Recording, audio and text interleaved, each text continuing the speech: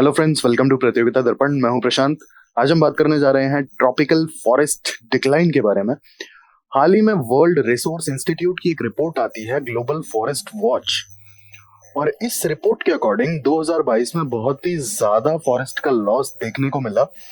लगभग 4.1 million hectares की जो फॉरेस्ट है, इतने एरिया की फॉरेस्ट 2022 में लूज कर दी गई। आइए डिटेल से देखते हैं क्या कहती है ये रिपोर्ट। बेसिकली प्राइमरी फॉरेस्ट के बारे में, फॉरेस्ट के बारे में, फॉरेस्ट लॉस के बारे में, और इंडिया की फॉरेस्ट लॉस की क्या सिचुएशन है, डिटेल से बात करते हैं। सबसे पहले हम प्राइमरी फॉरेस्ट की बात करेंगे, क्योंकि ये रिपोर्ट स्पेसिफिकली बात करती है प्राइमरी फॉरेस्ट की। क्योंकि ये जो 4.1 मिलियन हेक्टेयर्स का लॉस हुआ है, 96% of the forest lost are in the tropics which are primary forest.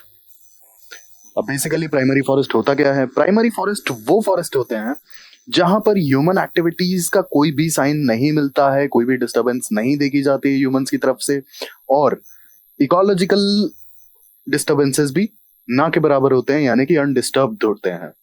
FAO यानी कि फूड एंड एग्रीकल्चरल ऑर्गेनाइजेशन के डेटा को अगर हम देखें तो प्राइमरी फॉरेस्ट लगभग जो टोटल फॉरेस्ट है दुनिया में, उसके 34% आर प्राइमरी फॉरेस्ट। अब बेसिकली हम अगर फॉरेस्ट को डिवाइड करते हैं तो पहला हो जाता है प्राइमरी और दूसरा हो जाता है सेकेंडरी।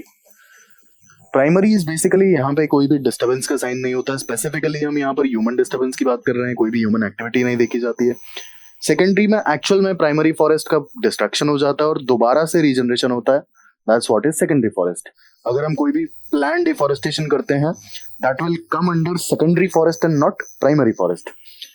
अब इसका हम बेनिफिट देख लेते हैं प्राइमरी फॉरेस्ट का। Primary forest can store more carbon, यानी कि कार्बन सिक्वेस्ट्रेशन की जो कैपेसिटी होती है ना प्राइमरी फॉरेस्ट की, वो एक्चुअल में सेकेंडरी फॉरेस्ट से ज्यादा होती है। ये एक बहुत बड़ा डिफरेंस है, इसीलिए इनका लॉस जो है दैट्स इरिवर्सिबल। रीजन बीइंग, आप पेड़ तो दोबारा से उगा लेंगे, आप सेकेंडरी फॉरेस्ट आप लगा सकते हैं, ऑब्वियस सी बात है, लेकिन प्राइमरी फॉरेस्ट की जितनी एफिशिएंसी नहीं मिल सकती, बिकॉज कार्बन सिक्वेस्ट्रेशन में as well as ecological support में प्राइमरी फॉरेस्ट का जो रोल है वो काफी इंपॉर्टेंट है, काफी ज्यादा एफिशिएंसी है as compared to the secondary forest. आइए आगे बढ़ते हैं। रिपोर्ट की अगर फाइंडिंग्स की बात की जाए तो 4.1 मिलियन हेक्टेयर्स का जो लॉस है ये बहुत ही ज्यादा है, और रिपोर्ट के अकॉर्डिंग हमारी जो भी ग्लोबल कमिटमेंट्स हैं regarding net zero, regarding deforestation, regarding improvement of the forest, वो सारी फेल होती हुई दिख रही हैं। अब यहाँ पे जो COP26 हुआ था ग्लासगो यानी कि यूके में, यहाँ पर कुछ कमिटमेंट्स ली गई थी regarding net zero as well as deforestation को कंट्रोल करने के लिए, वो भी हमें कहीं भी ट्रैक पर नहीं दिख रही हैं। सेकेंडली, जो बॉन्ड चैलेंज है, Bonn challenge is regarding the reclamation of the जो फॉरेस्ट एरियाज हैं उन्हें रिक्लेम करना, जो भी मतलब डिस्टर्ब्ड एरियाज है बेसिकली फॉरेस्ट के, उन्हें रिक्लेम करना और इम्प्रूव करना। तो बॉन्ड चैलेंज का भी हमें दिख नहीं रहा है कि ऑन ट्रैक जा पा रहा है। इसके बाद जो COP26 की हमारी कमिटमेंट्स हैं वो भी हमें नहीं दिख रही हैं कि वो एक डायरेक्शन में जा पा रही हैं, सही डायरेक्शन में जा पा रही हैं। देन SDG, तो बेसिकली जो भी हमारे टारगेट्स हैं 2030 तक के और उसके आगे के नेट जीरो के, तो वो अगर डिफॉरेस्टेशन स्पेस से होता रहेगा और फॉरेस्ट अगर डिस्ट्रॉय होते रहेंगे तो क्या हम अपने टारगेट्स को अचीव कर पाएंगे, अपने एम्स को अचीव कर पाएंगे रिगार्डिंग क्लाइमेट चेंज या फिर नेट जीरो एमिशन? पॉसिबल नहीं है। अब टॉप कंट्रीज की अगर बात करें कि कौन कौन सी कंट्रीज में सबसे ज्यादा एरिया प्राइमरी फॉरेस्ट का लॉस हुआ है, तो यहाँ पे सबसे बड़ा लॉस देखने को मिला है ब्राजील में। ब्राजील में आपने सुना होगा जो लास्ट प्रेसिडेंट थे बोल्सोनारो, उन्होंने काफी जमीन लोगों को फार्मिंग के लिए दी थी और उसमें काफी प्राइमरी ट्रॉपिकल फॉरेस्ट जो थे वो सीधा सीधा पेड़ के पेड़ उड़ा दिए गए थे, क्योंकि फार्मिंग करने के लिए जमीन अलॉट की गई थी। और भी काफी इश्यूज हैं, काफी धड़ल्ले से डिफॉरेस्टेशन हो रहा है ब्राजील में।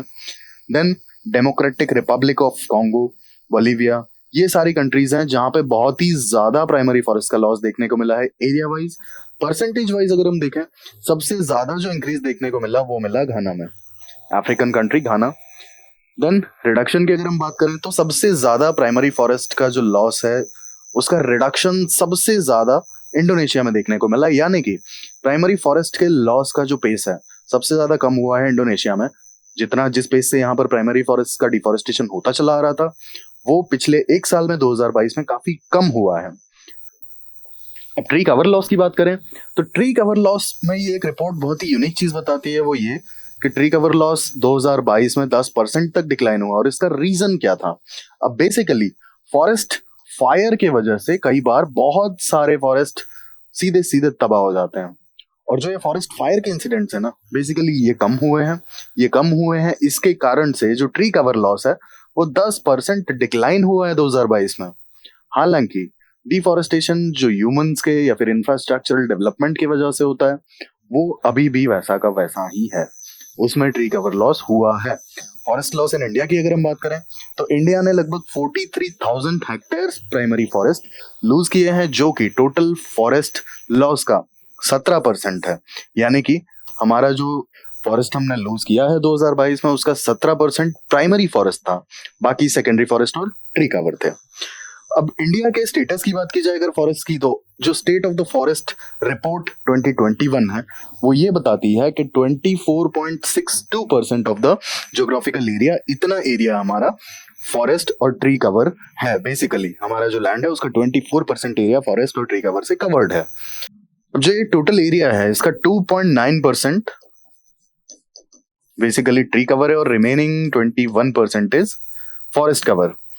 अब ट्री कवर बेसिकली अगर हम मिनिस्ट्री ऑफ एनवायरनमेंट की डेफिनेशन के हिसाब से देखें तो ट्री कवर जो भी एरिया रिकॉग्नाइज्ड फॉरेस्ट के बाहर है, यानी कि outside the recognised forest, that's what is tree cover. कोई भी छोटा सा पैच हो सकता है जो कि एज अ फॉरेस्ट रिकॉग्नाइज नहीं किया गया हो, लेकिन ठीक ठाक डेंसिटी हो वहां पे ट्रीज की, that's what is tree cover.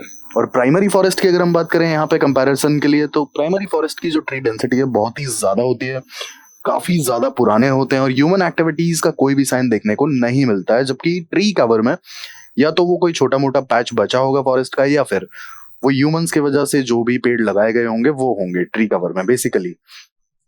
अब इंडिया में एरिया वाइज अगर हम बात करें तो सबसे ज्यादा forest area is Madhya Pradesh, then Arunachal and then Chhattisgarh.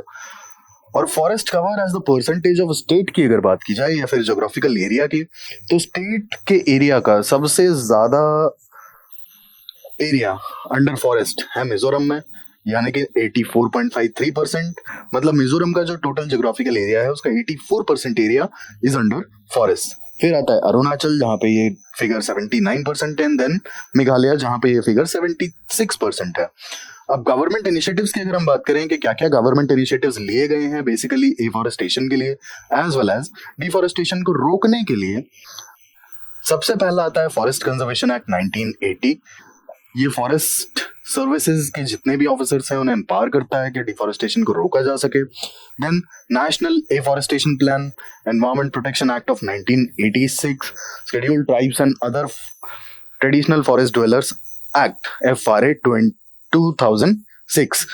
अब बेसिकली FRA 2006 का यहाँ पे एक मोटिव ये भी है कि जो शेड्यूल्ड ट्राइब्स फॉरेस्ट डिपेंडेंट हैं अपने लाइवलीहुड के लिए, उनसे उनका लाइवलीहुड ना छीना जाए और उन्हें पर्टिकुलरली फॉरेस्ट के जो भी ट्रेडिशनल राइट्स हैं regarding the collection of the forest produce वो मिले रहें।